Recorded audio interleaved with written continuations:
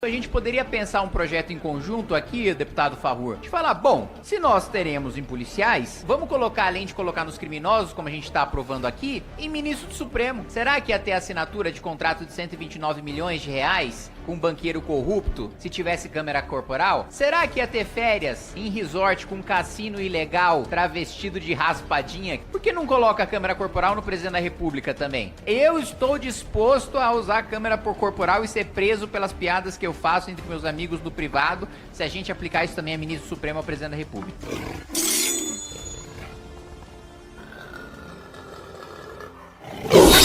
Todos os policiais agem corretamente sempre?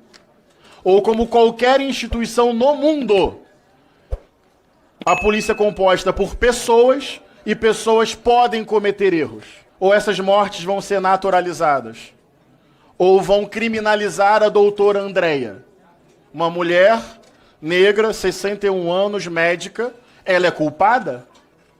Os 4 jovens, 111 tiros, inocentes, comprovado, culpados?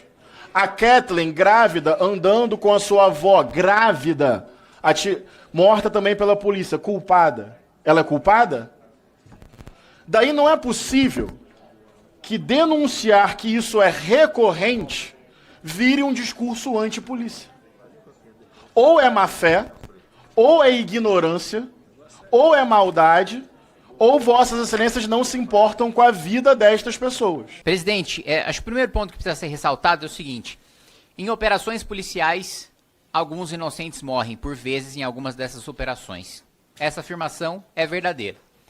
Agora, na minha avaliação, todos que devem ser responsabilizados por essas mortes de inocentes são os traficantes, são os faccionados, porque a polícia, ela não sobe num território dominado pelo crime, armada, e começa a atirar sozinha. A polícia sobe no morro e é recebida a bala. E quando há troca de tiros, é óbvio que, primeiro, a polícia tem um treinamento muito melhor do que os faccionados e erra muito menos e tem muito menos bala perdida que mata inocente, que parte de policial do que de parte de criminoso. Agora, só tem troca de tiro por causa do criminoso. Então, na minha avaliação, como a legislação de alguns países adotam, a gente deveria responsabilizar por homicídio o criminoso entre toda a troca de tiro, que morrer um inocente e a troca for entre o policial e o criminoso deve ser o responsável. Dito isso, eu vou aqui discordar do Fraga em relação aqui, pelo menos da minha parte, tá? De ser contra o projeto do deputado Pastor Henrique, porque é o Pastor Henrique. Eu não tenho nenhum problema de votar projeto de nenhum deputado se o projeto for bom, né? Não tenho nenhum problema. Agora, por exemplo, o Lula zerou a tributação em relação aos combustíveis. Eu voto a favor. Eu não tenho nenhum problema de ter vindo o Lula. Assim como não tenho nenhum problema do projeto ter vindo do Pastor Henrique. O meu problema vem porque eu leio o texto e o texto está na minha frente. É um texto muito simples, as mudanças estão aqui numa única página. Ele diz o seguinte, que para a destinação do Fundo Nacional de Segurança, quando uma comunidade for afetada diretamente pela violência de operação policial, 5% dos recursos do fundo deve ser aplicado nessas comunidades. Existe um problema técnico fundamental nesse projeto, qual seja, o fundo já possui um rol taxativo, ou seja, não pode se escapar daquilo, de onde os recursos podem ser aplicados. Quando o deputado Pastor Henrique coloca que 5%, e eu já discordo de 5%, como eu discordaria de 1%, como eu discordaria de 100%, porque eu sou contra a vinculação orçamentária, mas essa já é outra discordância, de vincular por qualquer coisa, assim como do Coronel Ulisses, que é um deputado com quem eu tenho um bom relacionamento e certo alinhamento ideológico. Eu fui contra, porque sou contra a vinculação orçamentária, no caso dele era violência contra a mulher, nesse caso é reverter para as comunidades, mas o problema fundamental do projeto é que não está voltado para a vítima. O projeto em nenhum momento diz, deputado Fraga, que eu vou pegar essa parcela do fundo e vou direcionar para a vítima, para a família da vítima, que eu vou indenizá-la, que eu vou ressarci-la em razão daquela morte, em razão daquela injustiça. Ele coloca, primeiramente, que deve ser aplicado na comunidade, aí, diretamente atingida, eu já acho que dá certa margem de discricionariedade para o executivo separar o que é afetação direta e o que é afetação indireta. E pela violência de operações policiais. Toda operação policial tem violência. Essa violência, em nenhum momento no texto, diz que deve resultar na morte ou no prejuízo de uma família inocente. Então, toda comunidade que tiver operação, pelo texto colocado pelo pastor Henrique, vai receber esse recurso, ainda que nenhum inocente tenha morrido. É o texto. Outro ponto. Como eu coloquei no começo, o rol é taxativo. Existem coisas específicas nas quais eu posso gastar o Fundo Nacional de Segurança. A partir do momento que eu coloco que esse fundo vai ser gasto nessas comunidades, isso não vai para assistência social, isso não vai para educação, isso não vai para saúde. Isso vai para mais polícia e para mais arma. Eu não sei se essa foi a intenção do deputado pastor Henrique, mas é isso que tecnicamente está colocado pelo texto, razão pela qual eu vou votar a favor da sua rejeição na forma do parecer. Existe uma diferença, senhor presidente, entre monitorar e acompanhar. O monitoramento eletrônico ele é feito 24 horas por dia, emite-se relatórios diários por quais localidades, o tempo que ele permaneceu e se ele permaneceu na área estabelecida pelo juiz de direito. Inclusive, citando ali as proibições dos locais em que este apenado poderá frequentar ou não. Mas, senhor presidente, quantos e quantos casos nós temos de presos, condenados ou não, submetidos à tornozeleira eletrônica, que o Estado simplesmente não consegue, mesmo monitorando 24 horas por dia, não sabe se aquele indivíduo realmente está frequentando a escola, se está frequentando a faculdade, se está frequentando o curso técnico e se ele, durante o período de ausência da unidade prisional, se ele está ou não cometendo crimes. Quantos e quantos casos nós temos aí de policiais militares, guardas civis municipais no Brasil inteiro, que capturam criminosos com a tornozeleira eletrônica em uso. E isso, por si só, não impede, não faz com que aquele apenado, aquele criminoso, ele se sinta constrangido ou impelido a não agir simplesmente pela utilização da tornozeleira eletrônica. Se é possível a utilização de câmeras de monitoramento, das chamadas bug cams, aos policiais, por que não também exigir aos criminosos? Então, a regra é a mesma. Então, é por esse e outros motivos, senhor presidente, que a gente entende a necessidade da regulamentação desse projeto, permitindo ao Poder Judiciário e ao próprio Poder Executivo aplicar esta medida quando se necessário for. Presidente, antes de começar o meu tempo, eu queria só perguntar uma coisa para o relator. Consta aqui da minha nota técnica que no projeto original estava que o criminoso pagaria, aí que depois você tinha substituído por Estado. Você poderia só tirar essa dúvida antes de eu discursar? Pelo projeto, no relatório, consta que o custo desse equipamento será do apenado, a não ser que ele demonstre hipossuficiência ou não tenha efetivamente condições de pagar. E isso tudo abrindo a possibilidade dele, durante o cumprimento da pena, ele realizando trabalhos ou algum tipo de remuneração, que isso possa ser abatido em suaves parcelas, mas o pagamento será feito pelo apenado. Entendi. Bom, então, o primeiro ponto a ser elogiado do relatório do deputado Capitão Alden, que eu já coloco, é de que, de fato, o criminoso tem que ser supervisionado, tem que ter câmera. Aliás, na minha avaliação, na maioria esmagadora das hipóteses, nem deveria estar de tornozeleira, deveria estar na cadeia, mas aí a gente estaria mudando outro ponto da nossa legislação. Infelizmente, a gente não tem uma constituição como a Constituição japonesa, que, nesse caso, quando o sujeito tem uma dívida em razão de um crime, ele continua preso até pagar essa dívida trabalhando dentro do presídio. Não só no Japão você tem pena de trabalho forçado, ou você trabalha ou você não sai, mas na pena de multa você ainda trabalha mais ainda e continua preso se você não tem dinheiro em caixa para você pagar aquilo. Infelizmente a nossa Constituição não permite. Mas agora eu quero colocar um outro ponto, porque toda essa discussão começa por causa da imposição de câmeras nos policiais. E eu gostaria até, a gente poderia pensar um projeto em conjunto aqui, deputado Farrur, de falar, bom, se nós teremos em policiais, vamos colocar, além de colocar nos criminosos, como a gente está aprovando aqui, em ministro do Supremo. Porque foram os ministros do Supremo que fizeram essa imposição em ação constitucional para os policiais usarem câmeras. Será que ia ter férias em Campos do Jordão, de ministro do Supremo junto com o Vorcaro, se tivesse câmera corporal? Será que ia ter assinatura de contrato de 129 milhões de reais com um banqueiro corrupto, se tivesse câmera corporal? Será que ia ter férias em resort com um cassino ilegal, travestido de raspadinha, que essa é a desculpa ridícula que o ministro deu, né? Se tivesse câmera corporal em ministro do Supremo? Porque só o trabalho da polícia é descredibilizado. Só o trabalho da polícia que precisa ter.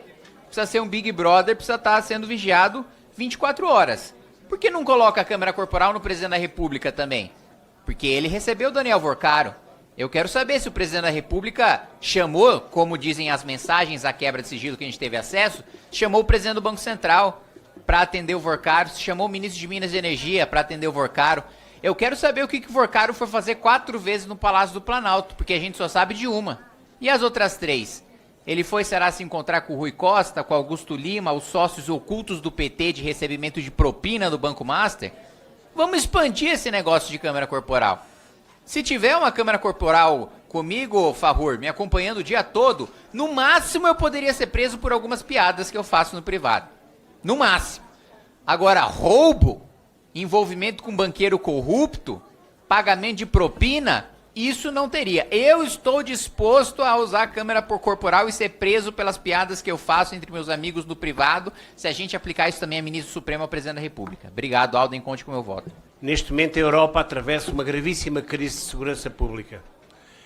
O meu país, por exemplo, tornou-se na sede do PCC e do Comando Vermelho para a Europa. É a partir do sul do Tejo, numa terra que nós conhecemos bem, que está a sede do PCC e que alarga os seus atos criminosos a toda a Europa Ocidental. Para nós, portugueses, é terrível, porque não gostamos disso, não queremos isso. Mas o problema, meus caros amigos, é sempre o mesmo. São as autoridades políticas que não querem tomar nenhuma ação. E não é só em Portugal. Neste momento, Bruxelas, que é a cidade onde nós trabalhamos, todos, eu vivo lá, é provavelmente o primeiro narco-estado, a Bélgica, o primeiro narco-estado da União Europeia. Há tiroteios todas as noites entre facções terroristas e traficantes de narcóticos. Em Bruxelas, meus caros amigos. Não é no Tungutu, não é lá para as faldas do Monte Everest, não. É na Europa. E a segurança na Europa, ou a insegurança, aumentou exponencialmente com a imigração ilegal e descontrolada. Isto, meus caros amigos, é muito importante que se diga. A criminalidade aumentou de forma exponencial e não foi por acaso. Foi porque nós importámos pessoas, muitas pessoas. O número de imigrantes em Portugal subiu de 400 mil para 2 milhões num país de 10 milhões. Sem, a maior parte deles, sem registro criminal, sem saber quem eles são, sem saber de onde vêm e sem saber aquilo que querem fazer. Portanto, a segurança pública é para nós europeus, neste momento, um problema gravíssimo. E enquanto houver governos de esquerda na Europa, este problema não será resolvido, seguramente. Não é porque a direita seja dura, não é porque a direita seja xenófoba, não é porque a direita seja racista. Não. A direita conservadora é a favor daquilo que construiu os nossos países. Antes de nós, durante séculos, houve guerras, houve revoluções, mas houve pessoas que construíram aquilo que nós somos hoje. E a eles devemos gratidão e temos a responsabilidade de preservar aquilo que nos deixaram. Assim como temos a responsabilidade de deixar aos nossos filhos e aos nossos netos aquilo que os nossos antepassados nos deixaram. Nós somos apenas uma fase de passagem, mas nós temos que ter a responsabilidade dessa passagem. E é por isso que a Europa está a virar à direita, porque os cidadãos europeus, aliás, como a América Latina, porque os cidadãos europeus já perceberam que não é com o socialismo, com a esquerda, com os comunistas, que vão construir uma sociedade melhor. A sociedade melhor está naqueles que lutam por ela, que não são corruptos e que querem uma vida melhor para os seus filhos e para os seus netos. Muito obrigado. Presidente, todos os deputados que aqui estão, cumprimentá-los, desejar boas-vindas. Entendo que a Elizabeth não não fala português, but it's an honor to have you here. Please welcome to our house, to the Brazilian National Congress. Please make yourself at home, especially between us right-wing politicians, so it's a pleasure to have you all. Eu quero reforçar a preocupação que foi colocada aqui pelo deputado Antônio sobre o avanço do PCC e do Comando Vermelho. Eu constantemente tenho contato com autoridades americanas e autoridades japonesas que já demonstram preocupação com o avanço do tráfico, especialmente do PCC, para o Japão e para os Estados Unidos. Saber que essa é uma grande preocupação de Portugal também nos acende o alerta. É uma vergonha que um dos produtos, porque o Brasil tem grandes produtos de exportação, agropecuário, como nos parlamentos europeus vocês tiveram recentemente grandes discussões sobre isso, aviação civil, mas infelizmente um dos nossos principais produtos de exportação se tornaram facções criminosas também, o crime organizado. Uma das nossas maiores multinacionais é o PCC, e eu não tenho dúvida de que, no que depender dos parlamentares desta Comissão de Segurança Pública, os senhores vão ter o respaldo da gente fazer esse enfrentamento da maneira mais dura possível, inclusive com a classificação de que são movimentos terroristas, pela importância de como a gente consegue aumentar a asfixia financeira contra esses grupos, caso eles sejam considerados terroristas, e também da cooperação internacional que a gente pode promover. Quero dizer também, e se vocês me concedem aí a ousadia de falar um pouco sobre a Europa, aqui no Brasil está na moda o governo do Partido dos Trabalhadores utilizar a palavra soberania. A verdade é que hoje o Brasil não é um país que tem a capacidade de defender sua própria soberania. Ele não tem condições de controle de fronteira, principalmente em relação à entrada de produtos ilegais, não tem o poder bélico, não tem as condições políticas, não tem as condições econômicas. E eu acho que a gente fracassou nos últimos 40 anos em fazer a construção disso e que a gente precisa correr atrás do prejuízo. Mas a Europa tem. A Europa ainda tem condições de defender a própria soberania. A Europa ainda tem condições de não depender tanto dos recursos dos Estados Unidos da América para defender o próprio território, para se defender de conflitos armados, como hoje, infelizmente, se constrói uma reação europeia, mas ainda entendo que até pela visão dos próprios líderes europeus ainda não é o suficiente. E, além de tudo, um problema grave que foi colocado aqui da pecha de xenófobos, de racistas. O controle à imigração é pauta fundamental e vocês podem saber que da nossa parte, parlamentares de direita do Brasil, que nós sabemos que o Brasil é um país de imigrantes, construído por imigrantes, nós apoiamos a defesa da soberania e o controle de fronteira nos países europeus, porque os imigrantes que construíram o Brasil vieram aqui para trabalhar. Os imigrantes que construíram o Brasil vieram legalmente, não vieram ilegalmente. Muitos deles vieram convidados porque o Brasil precisava desses imigrantes. E, além de tudo, eles vieram para viver do próprio trabalho, eles não vieram para viver de benefícios do governo e nem para viver de produto de crime. Então, se eu posso deixar um recado final para vocês, que vêm aqui tão nobremente representar o Parlamento Europeu nesta casa, é de que, nessa luta de controle de soberania, de controle de imigração, tendo um discurso da defesa do seu povo, da sua língua e do seu território, que eu acho que são coisas que marcam o conservadorismo, vocês têm todo o nosso apoio. Porque eu acho que, sendo do espectro político do qual vocês são, vocês sabem que ou vocês fazem isso, ou a Europa vai deixar de ser Europa. Obrigado.